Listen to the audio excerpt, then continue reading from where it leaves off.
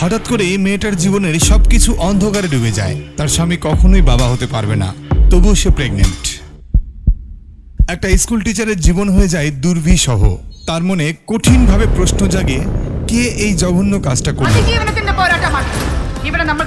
ঘটনার সত্যতা জানার জন্য যখন সে খোঁজ শুরু করে, তখন তার সামনে আসতে থাকে একের পর এক ভয়ঙ্কর সব রহস্য আর টুইস্ট। শেষমেশ সে যা জানতে পারে তাতে তার পুরো পৃথিবী ওলটপালট হয়ে যায়। প্রতারণা, বিশ্বাসঘাতকতা আর ভয়ঙ্কর সত্যের মুখোমুখি হতে হয় তাকে। এই নিকৃষ্ট কাজের মূল হোতা কে হতে পারে, সে কি জানতে পারে শেষ পর্যন্ত? আজকে আমি যে মুভিটা এক্সপ্লেন করতে যাচ্ছি, সেই মুভিটা 2022 সালে মুক্তিপ্রাপ্ত মালায়ালাম ইন্ডাস্ট্রি কাঁপানো মিস্ট্রি থ্রিলার মুভি। মুভিটার নাম দ্য টিচার। তো হাই, আমি মিকাইল ইসলাম, সিনেমা উইথ মিকাইল ইউটিউব চ্যানেলের নতুন আরও একটি ভিডিওতে আপনাকে স্বাগতম। আর আপনার ভালোবাসার প্রিয় এই চ্যানেলটাকে যদি সাবস্ক্রাইব না করে থাকেন, তাহলে একটা সাবস্ক্রাইব করে বেল আইকনটি ক্লিক করে দিন।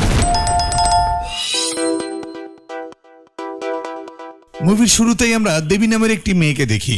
দেবী ঘুম থেকে উঠে আয়নার সামনে নিজেকে দেখে আর অস্বস্তি বোধ করতে থাকে। দেবীর স্বামীর নাম সুজিত। বাইরে বসা সুজিতকে বলে, তুমি আমাকে ঘুম থেকে উঠিয়ে দাওনি কেন? আজ আমার অনেক দেরি হয়ে গেল। সুজিত বলে, তুমি গত রাতে অনেক দেরি করে এসেছো। আমি ভাবলাম রাতে দেরি করে এসেছো, আর একটু ঘুমিয়ে নাও, এই জন্য আমি তোমাকে ডাকিনি। দেবী একটা স্কুলের টিচার। দেবী আর সুজিতের বিয়ে 4 বছর হয়ে গেছে, কিন্তু তাদের এখনো কোনো সন্তান হয়নি। সুজিত বলে, আমি তোমাকে নিয়ে একটা মন্দিরে যাব, সেই মন্দিরে মানুষের মনের আশা পূরণ হয়। এই কথা শুনে দেবী মন্দিরে যেতে রাজি হয়। সুজিত চলে যাওয়ার পর দেবী আবারও আয়নায় নিজেকে দেখতে থাকে আর চিন্তিত হয়ে পড়ে। গতকাল কোথায় কি হয়েছে তার কিছুই মনে নেই। সে একটু গভীর হয়ে যায়, কারণ সে রাতে কখন এসেছে আর কখন ঘুম থেকে উঠেছে কিছুই মনে নেই। দেবী নিজের শরীর দেখতে থাকে, কারণ সে বুঝতে পারছিল তার সাথে কিছু একটা হয়েছে, কিন্তু সে আন্দাজি করতে পারছিল না। এরপর আবারও সুজিতকে দেখি। সুজিত একটা হাসপাতালে চাকরি করে। হাসপাতালে কেবিন নামে তার একটা বন্ধু আছে। সুজিত কেবিনকে ওরকম বিশ্বাস করতো না। ঠিক তখনই হাসপাতালে একটা পুলিশের কেস আসে। কেসটা ছিল রেপ কেস। ভিতরে গিয়ে জানতে পারি 7 বছরের একটা মেয়েকে 50 বছরের এক ব্যক্তি রেপ করেছে। পুলিশ মেয়ের মা বাবাকে বলছে কেসটি উঠিয়ে নিতে, কারণ পুলিশ আগে থেকেই সেই ব্যক্তির কাছ থেকে ঘুষ নিয়েছিল। পুলিশ তাদেরকে বলে, তোমরা কেস করলে সমাজে তোমাদের বদনাম হবে আর কোর্টে তোমাদের অপমানিত হতে হবে। এই জন্য পুলিশ তাদেরকে বলে কেসটা না করতে। বাচ্চাটির মা বাবা উপায় না পেয়ে তার কথা মেনে নেয়। এদিকে আমরা দেখি দেবী যখন স্কুলে আসে, তখন স্কুলের দারোয়ানের সাথে দেখা হয়। দারোয়ান দেবীকে বলে, ম্যাডাম, আপনি গতকাল রাতে ক্রিয়া রুম খোলা রেখে চলে গিয়েছিলেন, আর আপনি গতকাল অনেক দেরি করে গেছিলেন। কিন্তু দেবী গত রাতের কোনো কথাই মনে করতে পারছে না। দেবী কথা না বাড়িয়ে সেখান থেকে চলে যায়। এরপরে দেবী স্পোর্টস রুমে যায় আর ভাবতে থাকে এখানে কি হয়েছিল, যেটা তার মনে নেই। একটু পর দেবী বুঝতে পারে গত রাতে সে সেখানেই ছিল, আর এখানে স্পোর্টসের ডিস্ট্রিক্ট মিটিং হয়েছিল। কিন্তু এরপরে কি হয়েছিল সেটা সে মনেই করতে পারে না। একটু পরে দেবী তার বান্ধবী গীতার সাথে দেখা করে। গীতা বিভিন্ন রকমের কথা বলতে থাকে, কিন্তু দেবী তার কোনো কথাই খেয়াল করে না। দেবী কি যেন একটা চিন্তা করতে থাকে, এটা থেকে সে বেরিয়ে হতে পারছে না। এর কিছুক্ষণ পর সুজিত গিয়ে দেবীকে নিয়ে আসে। পরের দৃশ্যে কল্যাণী নামের এক মহিলাকে আমরা দেখি। সে সোশ্যাল অ্যাক্টিভিস্ট, একজন প্রতিবাদী মহিলা। সমাজে যেখানে অনিয়ম দেখে সেখানেই প্রতিবাদ করে। এরপর আমরা জানতে পারি কল্যাণী দেবীর মা। দেবী তার মায়ের সাথে দেখা করতে গ্রামে আসে সুজিতকে নিয়ে। কল্যাণী দেবী এবং সুজিতকে দেখে খুব খুশি হয়। অন্যদিকে দেবী সেই রাতের কথা ভুলে সামনের দিকে এগিয়ে যেতে থাকে। সে তার স্বামীর সাথে খুশি ছিল, আর এভাবেই কিছুদিন কেটে যায়। দেবী আস্তে আস্তে সব কিছু স্বাভাবিক করে নিতে থাকে, কিন্তু সমস্যা তখনই হয় যখন দেবী জানতে পারে তার পিরিয়ড মিস হয়ে গেছে। সে প্রেগনেন্সি চেক করে এবং সে দেখে রেজাল্ট পজিটিভ এসেছে। এই অবস্থা দেখে দেবী খুব ভয় পেয়ে যায়, কারণ সে বুঝতে পারে 4 বছর ধরে যেটা হয়নি এখন সেটা কিভাবে সম্ভব।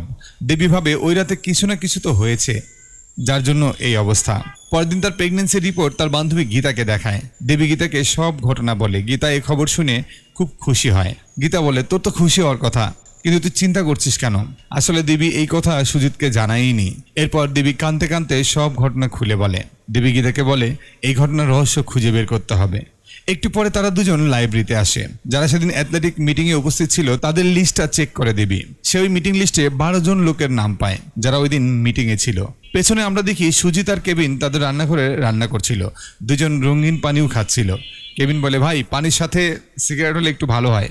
তখন সুজিত সিগারেট খুঁজতে তার রুমে যায়। অনেকক্ষণ ধরে সিগারেট খুঁজতে থাকে, কিন্তু সিগারেট তো পাই না। কিন্তু সুজিত দেবীর প্রেগন্যান্সি রিপোর্টটা পেয়ে যায়। এটা দেখে সুজিত খুব খুশি হয়ে যায়। সুজিত ভাবতে থাকে দেবী হয়তো তাকে সারপ্রাইজ দেবে, এই জন্য তাকে এই কথাটা জানায়নি। সুজিত খুব আনন্দিত হয়ে যায়। এই কথা সুজিত তার বন্ধু কেবিনকেও জানায়। রাতে যখন দেবী ঘরে আসে, সুজিত অপেক্ষা করতে থাকে কখন দেবী তাকে রিপোর্টের কথা জানাবে, কিন্তু দেবী কিছুতেই তা বলছিল না এবং চুপচাপ শুয়েছিল। সুজিত অপেক্ষা করতে থাকে। এরপর দেবী কিছু না বলেই ঘুমিয়ে যায়। পরদিন সকালে দেবী সেই সব ব্যক্তিদের লিস্টের ছবি তার ফোনে বার করে দেখে। দেবী জানতে পারে সেই ব্যক্তিদের মধ্যে আজকে একজনের বিয়ে। দেবী চিন্তা করে সে যদি এই লোকটার কাছে যায় তাহলে সে ওই রাতের সব কিছু জানতে পারবে। এই কথা ভেবেই দেবী সে বিয়ের অনুষ্ঠানে যায়। দেবী যার সাথে দেখা করতে গেছিল তার নাম সন্দীপ। ম্যাডামকে দেখে সন্দীপ খুব ভয় পেয়ে যায়। পরে সন্দীপ স্বাভাবিক অবস্থায় ফিরে আসে। সন্দীপের বিয়ের পর তার গাড়িতে করেই দেবীকে তার বাসায় পৌঁছে দিতে আসে। গাড়ির মধ্যে দেবী সন্দীপের কাছে তার 3 বন্ধুর কথা জানতে পারে। সন্দীপ বলে তারা সবাই আমার বন্ধু, আমরা সবাই ওই মিটিংয়ে উপস্থিত ছিলাম, আমরা 3বার প্রথম হয়েছি। সন্দীপ দেবীকে আরও বলে আমরা 3 বন্ধু একই শহরে থাকি, আরেকজন কোম্পানিতে চাকরি করে, এই জন্য সে বাইরে থাকে। একটু পরে দেবী সন্দীপকে গাড়ি থামাতে বলে। দেবী বলে সে কিছু টাকা উঠাবে, এই বলে সে বাইরে চলে আসে। দেবী তার ফোনে রেকর্ডিংটা চালু করে গাড়ির ভেতরে রেখে আসে। দেবী জানতে চেয়েছিল ওই ঘটনার সাথে সে যুক্ত থাকলে অবশ্যই তার বন্ধুকে বলবে, যেটা তার ফোনে রেকর্ড হয়ে যাবে। একটু পরে দেবী ফোন নিয়ে বাসে ওঠে। রেকর্ডিং শুনতে শুনতে দেবী প্রচণ্ড রকম ভয় পেয়ে যায়। সাথে দেবী খুব কান্নাও করতে থাকে, কারণ রেকর্ডিংটা শুনে জানতে পারে সন্দীপ তার বন্ধু নবীনকে ফোন করে। সে নবীনকে বলে আরে ম্যাডাম তো আমাদের বাসায় চলে এসেছে, ম্যাডাম হয়তো সব কিছু জেনে গেছে রে।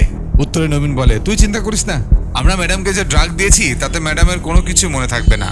আরও বলে আরে কোনো সমস্যা হবে না, আমরা তো ম্যাডামের ভিডিও করে রেখেছি। এইসব শোনার পর দেবী বুঝতে পারে ওই রাতে তার সাথে খারাপ কিছু ঘটেছে। পরবর্তীতে দেবী ফোনে ওই লোকটার ফেসবুক আইডি বার করে, কিন্তু দেবী জানতো না তাদেরকে কোথায় খুঁজে পাবে। দেবী তার বোনকে সব ঘটনা খুলে বলে। তার বোন এসব শোনার পর কান্না করতে থাকে। এদিকে সুজিত হাসপাতালে ম্যাডামের কাছে দেবীর রিপোর্টের কথা জানতে চাইলে ডাক্তার বলে তার স্ত্রী তো অ্যাবর্শন করতে চায়। সুজিত বলে আমাদের 4 বছর পর সন্তান হতে চলেছে, আমরা কেন অ্যাবর্শন করাবো? তখন ডাক্তার বলে তার স্ত্রী চায় এই সন্তান অ্যাবর্শন করাতে। এই কথা শুনে সুজিতের মন খারাপ হয়ে যায়। এদিকে দেবীর মনের অবস্থা ভালো না। সে সবসময় তার সামনের দিনগুলোর অবস্থার কথা চিন্তা করে, তার শরীর খারাপ হতে থাকে। সুজিত যখন বাসায় ফেরে তখন দেবী তাকে সব ঘটনা খুলে বলে। এরপর আমাদের দেখানো হয় সেই রাতে দেবী যখন স্কুল থেকে বের হয় তখন দেখে স্পোর্টস রুম খোলা। দেবী রুম বন্ধ করতে গিয়ে দেখে সন্দীপ ও তার বন্ধুরা ভেতরে রয়েছে। দেবী ভেতরে আসতেই সন্দীপ বলে ম্যাডাম আজ আমরা খেলায় বিজয়ী হয়েছি, এজন্য আমরা একটু আনন্দ করছি। এরপর সন্দীপ ম্যাডামকে চকলেট খেতে দেয়। আসলে চকলেটের ভেতরে ড্রাগ মেশানো ছিল, যেটা খাওয়ার পর দেবী অজ্ঞান হয়ে যায়। এরপরে সে আর কোনো কথাই মনে করতে পারে না। পরে যখন দেবীর জ্ঞান ফিরে আসে তখন দেখে সে রুমে একাই পড়ে আছে। এরপর দেবী সেখান থেকে বাসায় চলে আসে। ড্রাগের কারণে তার কোনো কিছুই মনে ছিল না। পরে ওই রাতে একা একা বাসায় ফিরে আসে। এরপর ঘটনা পেছনে চলে যায়। দেবী সুজিতকে সব কথা বলার পর সুজিত তাকে উল্টাপাল্টা বকতে থাকে, আর এটা দেবী সহ্য করতে পারে না। সুজিত তাকে এমন সব কথা বলতে থাকে যাতে সে খুবই কষ্ট পায়। দেবী বুঝতে পারে না সে এখন কি করবে। ওদিকে সুজিত তার বন্ধু কেবিনকে এই সব ঘটনা খুলে বলে দেয়। তখন কেবিন বলে মহিলা মানুষ এমনই হয়, তাদেরকে ঘরে রাখা উচিত। কেবিন বলে আমি দেবীকে বোঝাবো, তুই চিন্তা করিস না। এরপর সুজিত কেবিনকে তার বাসায় নিয়ে আসে। দেখা যায় দেবীর মা কল্যাণীও এসেছে। কেবিন দেবীর কাছে যায়, বলে এসব কিভাবে হলো। তখন দেবী বুঝতে পারে কেবিনের মন মানসিকতা ভালো না, তার ইশারাও তার ভালো লাগছিল না।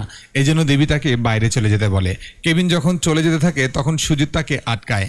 কেবিন তখন রেগে যায়। এরপর সুজিত রুমে এসে দেবীর কাছে ক্ষমা চায় আর বলে তখন সে রাগের মাথায় এসব কথা বলেছে। এসব শুনে দেবী বলে সে ন্যায় বিচার চায়, তার সাথে যেটা হয়েছে সেটা অন্য কোনো মেয়ের সাথে যেন না হয়। সে ওই 4 জনকে সাজা দিতে চায়। সেখানে সুজিত তার কথা মেনে নেয়। সুজিত আরও বলে আমরা তাদের নামে পুলিশ কমপ্লেন করব। কথা মতো পরের দিন সকালবেলা তারা পুলিশ স্টেশনে আসে। তখন সুজিত দেবীকে ইমোশনাল ব্ল্যাকমেল করতে থাকে। সুজিত বলে আমাদের সাথে যেটা হয়েছে এটা সবাই জানলে আমরা সমাজে মুখ দেখাবো কি করে। হসপিটালে এসব কথা জানাজানি হলে আমি সবার সামনে হাসির পাত্র হয়ে যাব। এটা শুনে দেবী মন খারাপ করে চলে যায়। দেবী খুব কষ্ট পায়, কারণ এই অবস্থায় সুজিত তাকে সাপোর্ট করে না। এরপরে দেবী কল্যাণীকে সব ঘটনা খুলে বলে। কল্যাণী তার কথা সবই বুঝতে পারে। কল্যাণী বলে তোমার সাথে যেটা হয়েছে এটা সমাজের মানুষ শুনে খুব মজা করবে, তোমাকে কেউ সাহায্য করবে না। কল্যাণী আরও বলে তোমার সাথে যেটা হয়েছে তোমার নিজেকেই সেটার বিরুদ্ধে লড়তে হবে, আমি তোমার সাথে আছি, যতটুকু সাহায্য লাগবে আমি তোমাকে করব। এটা শুনে দেবী কল্যাণীকে জড়িয়ে ধরে। সেই সময় সুজিত বলে মা আপনি দেবীকে বোঝান, সে যদি এমনই করে তাহলে আমরা সমাজে মুখ দেখাতে পারবো না। এটা শুনে কল্যাণী বলে, আমি ভাবতেই পারছি না তুমি এমন কথা কিভাবে বলো। তুমি তোমার কথাই ভাবছো, কিন্তু কখনো এটা ভেবেছো তোমার স্ত্রী সারা জীবন এই কলঙ্কের যন্ত্রণা নিয়ে বেঁচে থাকবে কিভাবে? তোমার উচিত দেবীর পাশে থাকা। পরদিন সুজিত হসপিটাল আসলে দেখে তাদের ঘটনা হসপিটালে সবাই জেনে গেছে। সুজিতের সাথে মজা নিচ্ছে সবাই। তখন সুজিত বুঝতে পারে এসব ঘটনা কে ছড়িয়েছে। ভেতরে গিয়ে সুজিত কেবিনের গলা চেপে ধরে আর বলে, তুই এসব ছড়াইছিস কেন? কেবিন বলে, আমি এসব ছড়াইনি। কিন্তু আমরা জানতে পারি কেবিন কখনোই সুজিতের ভালো চায়নি। কেবিন ছিল সুযোগ সন্ধানী।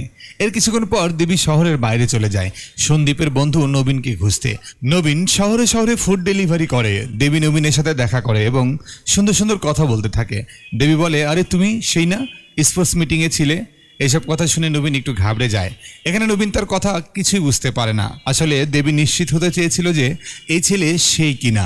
দেবী ভেতরে ভয়ঙ্কর পরিকল্পনা নিয়ে এসেছিল। পরে দেবী রেস্টুরেন্টের বাইরে আসলে মারি নামের এক ব্যক্তির সাথে দেখা হয়। তখন মারি বলে, ম্যাডাম এটা কি সেই ব্যক্তি? তখন দেবী বলে, হ্যাঁ। তার একটু পরে আমরা মারির সাথে আরেকজন ব্যক্তিকে দেখি যারা দেবীর উপর নজর রাখছিল। মারি দেবীর পেছন পেছন আসতে থাকে। দেবীর কাছে তখন মারির আচরণ ভালো লাগে না। এরপর রুমে এসে মারি বলে, ম্যাডাম আপনি চিন্তা করবেন না, আমরা আপনার কোনো ক্ষতি করব না। আপনার মা আমাদেরকে আপনার উপকার করার জন্য পাঠিয়েছে। আমরা ওই ব্যক্তিকে ঠিকই খুঁজে বের করব। এদিকে সুজিত বাসের মধ্যে দেবীকে বারবার ফোন করছিল তার সাথে কথা বলার জন্য, কিন্তু দেবী ফোন ধরে না। সে তার সাথে এই বিষয়ে কোনো কথাই বলতে চায় না। এরপর সুজিত কল্যাণীর কাছে চলে যায়। সুজিত তার ভুলের জন্য ক্ষমা চাইতে থাকে। সুজিত বলে, মা আমি আমার ভুল বুঝতে পেরেছি। তখন কল্যাণী তাকে মাফ করে দেয়। পরের দৃশ্যে আমরা দেখি দেবী নবীনের বাসায় আসে, কারণ ওই দিন রেস্টুরেন্টে দেবী নবীনের বাসার ঠিকানা রেখেছিল। পরে যখন দেবী ভেতরে আসে তখন নবীন তার হাত ধরে বলে, তুমি রাগ করনি তো দেবী? দেবী বলে, তুমি দাঁড়াও, আমি একটু ওয়াশরুম থেকে আসি। দেবী ওয়াশরুমে গিয়ে মারিকে ফোন করে, কিন্তু মারি ফোন ধরে না। দেবী বারবার ফোন করতে থাকে, কিন্তু মারি কোনো রেসপন্স করে না। দেবী আবারও নবীনের কাছে চলে আসে। নবীন তার দিকে খারাপ ইশারা করতে থাকে। হঠাৎই নবীন দেবীর গালে একটা ঠাস করে চড় মেরে দেয়। পরে দেবী দেখে সন্দীপ সহ আরও বাকি দুইজন চলে এসেছে। সন্দীপ দেবীকে বলে, তুমি কি ভেবেছিলে তুমি এখানে এসেছো আর আমরা কিছুই জানবো না? আমরা জানতাম তুমি আমাদের ধরতে প্ল্যান করেছো, কিন্তু তুমি এখানে এসে নিজেই ফেসে গেছো। এই বলে সেই ভিডিও দেবীকে দেখাতে থাকে আর তাকে ভয় দেখাতে থাকে। তারা বলে, ওই রাতে শুধু নবীন তোমার সাথে এনজয় করেছিল, কিন্তু আমরা চাই সবাই তোমার সাথে এনজয় করতে। তারা একটি শর্ত দেয়। তারা বলে, ওই রাতে নবীনকে যা দিয়েছো আমাদেরকেও তাই দিতে হবে, আর এটা দিলেই তোমার ভিডিও আমরা ডিলিট করে দেবো। এরপর পরই নবীন দেবীর কাছে যায়। তখন দেবী বুঝতে পারে না সে কী করবে। একটু পরে দেবী নবীনকে কষিয়ে একটা থাপ্পড় মেরে বসে। তাদের মধ্যে হাতাহাতি শুরু হয়ে যায়। এক পর্যায়ে তারা চারজন দেবীকে ধরে ফেলে। তারপর দেবী তার ব্যাগ থেকে একটা ছুরি বের করে, ওই যে ব্ল্যাক বেল্টের ছুরি। এটা দেখে তারা ভয়ে বাইরে পালিয়ে যায়। বাইরে এসে দেখে সিঁড়িতে মারি বসে আছে। মারি বলে, এত তাড়াতাড়ি তোমাদের ক্লাস শেষ হয়ে গেছে? সে আবারও তাদেরকে রুমে পাঠিয়ে দেয়। এদিকে নিচে এই ম্যাচের রিসিপশনের উপর থেকে শব্দ শোনা যাচ্ছিল।